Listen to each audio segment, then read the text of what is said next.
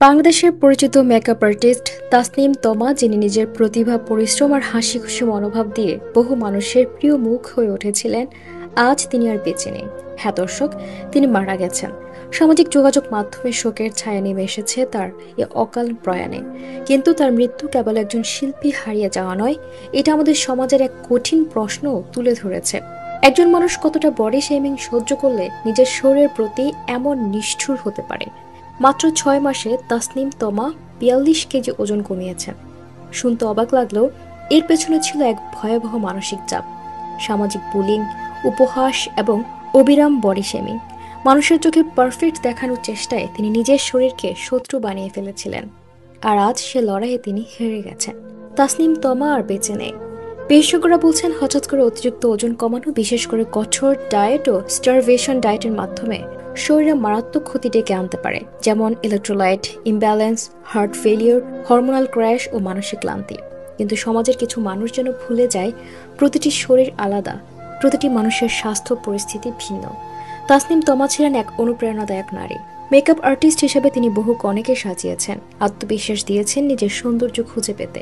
অথচ নিজের জীবনে সে আত্মবিশ্বাসটাই হারিয়ে ফেলেছিলেন অন্যের কটাক্ষ আর অবহেলার কারণে। মোটা, চিকন, কালো, খাটো, এসব শব্দগুলো আজ কেবল শব্দ নয়, এগুলো এক একটা মানুষের জন্য বিষ। এই বিষ ধীরে ধীরে অনেকের জীবন নিঃশেষ করে দিচ্ছে। সোশ্যাল মিডিয়া এক ভক্তের এমন মন্তব্য যেন আজকে বাস্তবতার প্রতিচ্ছবি।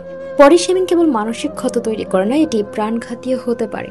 যে কথাগুলো আমরা কখনো হালকাভাবে বলে ফেলি, তুমি তো অনেক মোটা হয়ে গেছো, তোমার এখন চেহারা ভেসে গেছে, তুমি কালো হয়ে যাচ্ছ, সেগুলোই কারো মনে তৈরি করে লজ্জা, অপরাধবোধ আর আত্মঘৃণা। আর সেখান থেকে শুরু হয় বিপজ্জনক মানসিক ভাঙন। তাসনিম তমার মৃত্যু আমাদের একটাই বার্তা দিয়ে গেছে, নিজেকে ভালোবাসুন, নিজের শরীরকে শ্রদ্ধা করুন। সমাজের চোখে পারফেক্ট হতে গিয়ে যেন নিজের জীবনটাই হারিয়ে না ফেলেন। আপনি মোটা, চিকন, কালো বা খাটো যেভাবেই হন না কেন, আপনি সুন্দর, কারণ আপনি আল্লাহর সৃষ্টি। আল্লাহ আপনাকে পছন্দ করে বানিয়েছে। আল্লাহর পছন্দকে আমরা কখনো কটাক্ষ করতে পারি না। আর কোনো তাসনিম যেন সমাজের কটূক্তিতে হারিয়ে না যায়, আর কোনো প্রাণ যেন বডি শেমিংয়ে শিকার না হয়। আল্লাহর কাছে প্রার্থনা, তাসনিম তমাকে যেন জান্নাত নসিব করুক। আমরা সবাই যেন শিখি, একজন মানুষের শরীর নয়, তার হৃদয়, তার মানসিকতা, তার মেধা, তার আত্মাটাই যেন আসল সৌন্দর্য হয়ে ওঠে। গ্ল্যামারাস বাই তাসনিম, আপনি চলে গেলেন, কিন্তু আপনার আলো, আপনার হাসি, আপনার কাজ আজও আমাদের মনে থাকবে। দর্শক, ভিডিওটি শেয়ার করতে ভুলবেন না এবং মনে রাখবেন, আপনাকে আল্লাহ তাআলা যেভাবে বানিয়ে পাঠিয়েছে, আল্লাহ তাআলা পছন্দ করে আপনাকে বানিয়ে পাঠিয়েছে।